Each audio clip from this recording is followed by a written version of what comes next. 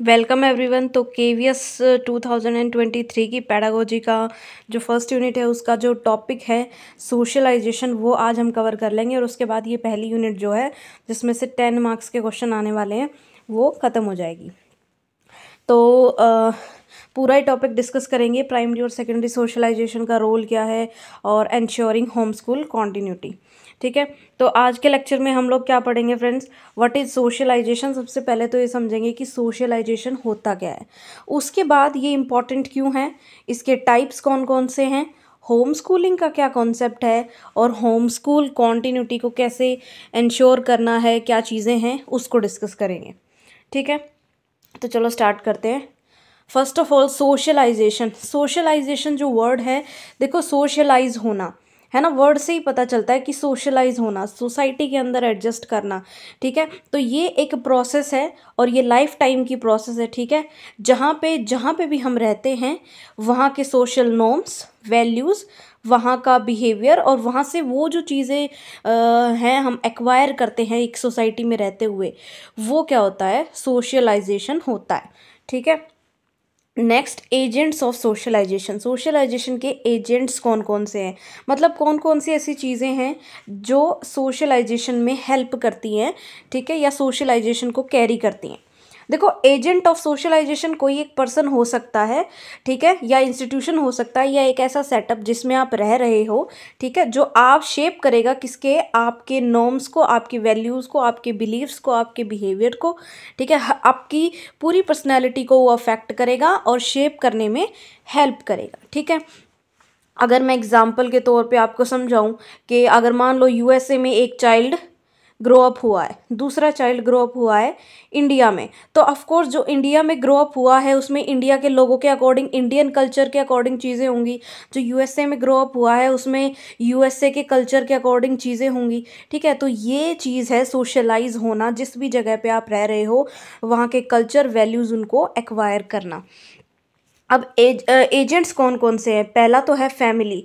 सबसे main agent है family. जिस फैमिली में आपका बर्थ हुआ है उसी की वैल्यूज़ को आप एक्वायर करोगे। ठीक है, उसके बाद पीयर्स, के आपके फ्रेंड्स जो हैं, ठीक है, वो कैसे हैं, कौन सी कैटेगरी के हैं, कैटेगरी इन द सेंस कौन सी कम्युनिटी के हैं, कैसे आपके फ्रेंड्स हैं, ये सारी चीज़ें। ठीक है, मास मीडिया, आपका स्कूल हाईली अफेक्ट करता है क्योंकि स्कूल में हम इतने फ्रॉम ये लगा लो कि लेटर चाइल्डहुड से लेके और अडोलसेंस के पीरियड के ख़त्म होने तक हम स्कूल में ही स्पेंड करते हैं, तो वहाँ पे हमारा जो इन्फ्लुएंस होगा, ठीक है, स्कूल से, वो बहुत हाई होगा। ठीक है, फिर है मास मीडिया। मास मीडिया तो सबको पता है आज के टाइम पे जो चीज़ें हम देखते हैं, सुनते हैं, वो सारी चीज़ें हमारे पर्सनल बिलीव्स पे, वैल्यूज़ पे असर डालती हैं और मास मीडिया भी एक बहुत इम्पॉर्टेंट टूल है आज के टाइम में सोशलाइजेशन का। ठीक है, नेबरहुड्स मतलब आपके नेबर में जो लोग रहते हैं, आपके सराउंडिंग में जिस तरीके के लोग रहते हैं, जिस तरीके के रिलीजन या बाकी सारी चीज़ें वो प्रैक्टिस करते हैं। ठीक है, और रिलीजन भी एक मेजर तो नहीं कह सकते क्योंकि बहुत कम लोग इसको फॉलो करते हैं, लेकिन जो लोग फॉलो करते हैं, या मान लो किसी ने कोई रिलीजन में कोई अच्छा लेक्चर सुन लिया तो वो अपनी पूरी लाइफ ही चेंज कर देते हैं रिलीजन के उसके कॉन्टेक्स्ट में। ठीक है, जैसे लोग कई बार कोई बुद्धा को फॉलो करने लग जाता है, कोई मतलब बिल्कुल ही होम को मतलब बिल्कुल छोड़ देता है। ठीक है, तो ये सारी चीज़ें इसके अंदर आती हैं, तो ये सोशलाइजेशन के एजेंट्स हैं। चलो जी, नेक्स्ट इम्पोर्टेंस। अब सोशलाइज होने की इम्पोर्टेंस क्या है, देखो आप लोगों ने वो फिल्म मूवी देखी होगी, उसकी मोगली वाली, है ना, वो जो है वो फॉरेस्ट में एनिमल्स के बीच में ग्रो अप होता है। ठीक है, तो वो उसकी हैबिट्स और वैसे वो सारी चीज़ें भी वैसी ही थी और उसको स्टार्टिंग में लगता था दैट ह्यूमन बींग्स जो हैं वो अच्छे नहीं हैं।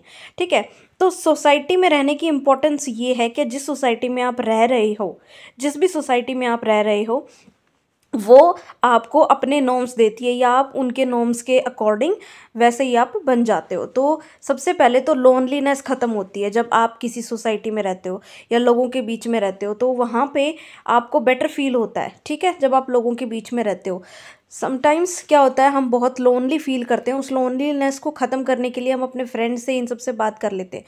तो सोशलाइजेशन बहुत ही इंपॉर्टेंट है इस रोल से।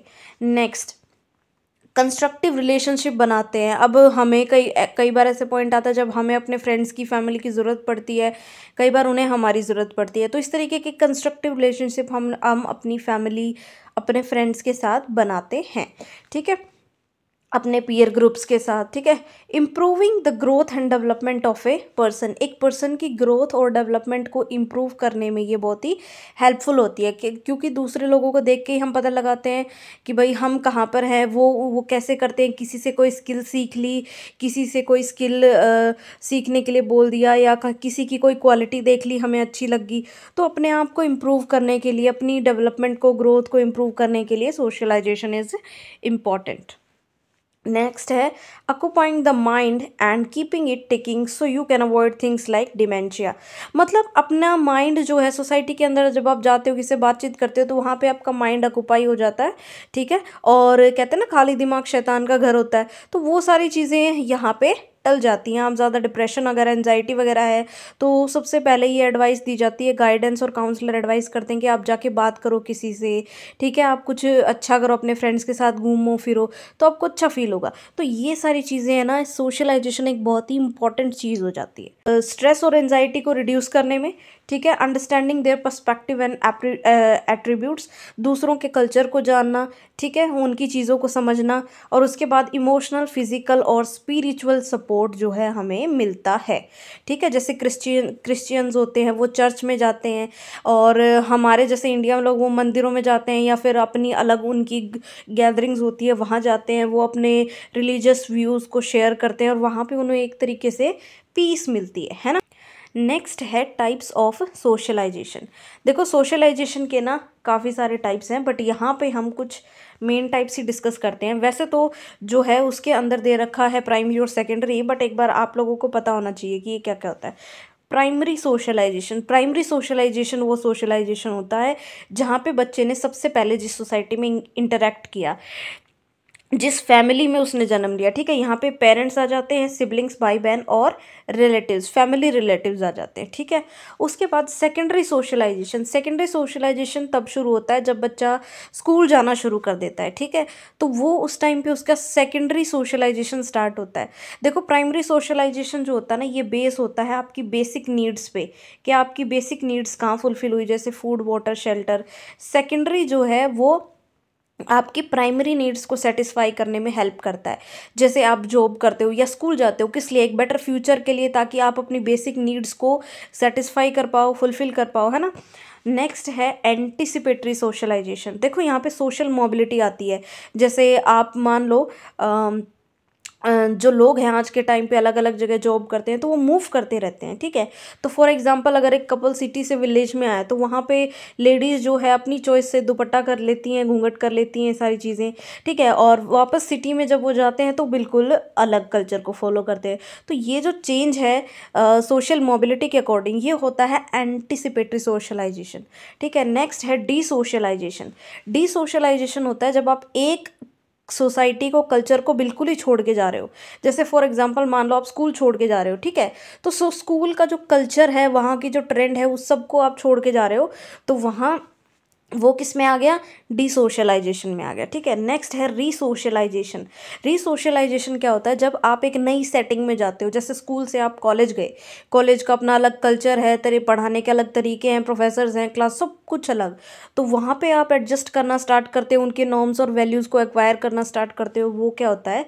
रीसोशलाइजेशन। मतलब आप दोबारा सोशलाइज वहाँ पर हो रहे हो। Next, role of primary socialisation. अब इनके रोल की बात कर लेते हैं, जो मेन उसमें लिखा हुआ है, ठीक है। बट ये सारी चीज़ें भी जानना बहुत ज़रूरी होती है, क्योंकि पूरा टॉपिक इंपॉर्टेंट है अगर ये आ गया तो। नेक्स्ट है कि भाई प्राइमरी सोशलाइजेशन जो है उसका रोल क्या है। देखो, प्राइमरी सोशलाइजेशन में आएगा क्या? फैमिली, प्राइमरी, और यहाँ पे सेकेंडरी भी आएगा, ये सेकेंडरी के लिए role of primary and secondary socialisation, ठीक है। तो प्राइमरी में है फैमिली, फैमिली में जो चाइल्ड है उसकी अडोलसेंस और उसका अर्ली चाइल्डहुड, ठीक है, ये प्राइमरी सोशलाइजेशन में आता है। इसका रोल क्या क्या है?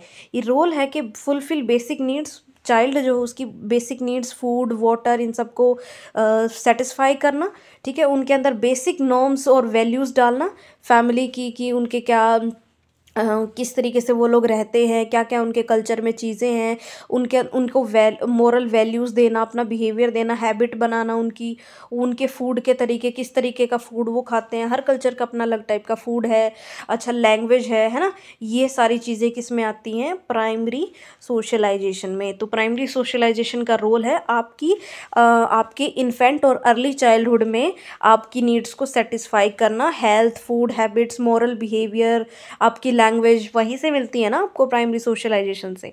नेक्स्ट है सेकेंडरी सोशलाइजेशन का क्या रोल है। अब यहाँ से हमारी लर्निंग जो है, पर्सनालिटी में चेंजेस और ये सारी चीज़ें स्टार्ट होती हैं। तो यहाँ पे आते हैं टीचर्स, दूसरा आपका स्कूल, ठीक है। तो यहाँ पे टीचर्स का आपके ऊपर इन्फ्लुएंस होता है, पेरेंट्स का जो जो इन्फ्लुएंस आपको पहले पेरेंट्स पे था, ठीक है, वो अब आपको आपका टीचर्स पे शिफ्ट हो जाता है। तो यहाँ पे चाइल्डहुड और अडोलसेंस पीरियड जो है वो आपका स्पेंड होता है इन स्कूल, ठीक है। यहाँ पे आपकी जो डिराइव नीड्स हैं वो सेटिस्फाई होती हैं। फॉर एग्जांपल मैंने आपको बताया था कि जैसे जो सेकेंडरी नीड्स होती है, सेकेंडरी नीड्स आपकी प्राइमरी नीड्स को सेटिस्फाई करती हैं। जैसे आप जॉब करना चाहते हो या जिसके लिए क्या कर रहे हो, आप स्टडी कर रहे हो, ठीक है। और जॉब क्यों करना चाहते हो, ताकि आपकी प्राइमरी नीड्स, फूड और आपका होम, ये सारी चीज़ें आप इजीली लाइफ को जी पाओ, ठीक है। तो प्राइमरी नीड्स को यहाँ पे सेटिस्फाई करते हैं। नेक्स्ट है build up the whole personality of the child. Child की कंप्लीट पर्सनालिटी जो है, कंप्लीट तो नहीं कह सकते but as time goes on हमारी पर्सनालिटी, हमारा स्कूल काफ़ी हद तक डिफाइन कर देता है।